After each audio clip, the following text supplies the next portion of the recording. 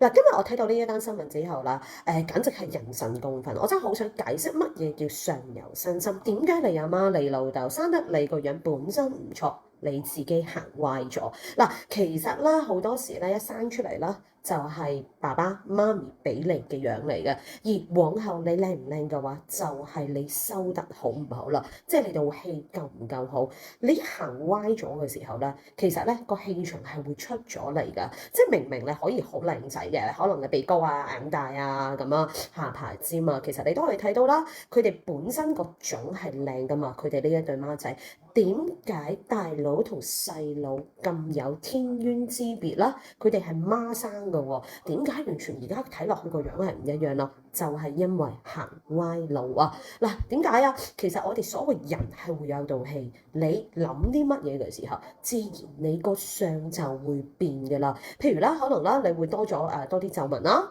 又或者你個眼圈深啊，深唔緊要喎，我相信好多現代人都係咁嘅。但係如果去到好黑，同埋個眼神唔集中，即係咧好唔伶俐啊，講嘢嘅時候陰聲細氣、陰陽唔協調嘅時候，就係代表啊呢一個人已經係行歪路啦。嗱，另外仲有嘅，其實孖生咧，就算佢哋係同一個時間出生都好嘅話咧，佢哋嘅性格同埋命運係會有好大唔同嘅分別。因為如果以紫微斗數係計嚟講嘅話咧，佢哋嘅命宮啦，佢哋嘅大運嘅起點啦係完全唔一樣嘅，所以亦都可以解釋得到點解同一日同一個時間生嘅話，都會有着唔同嘅性格同命運。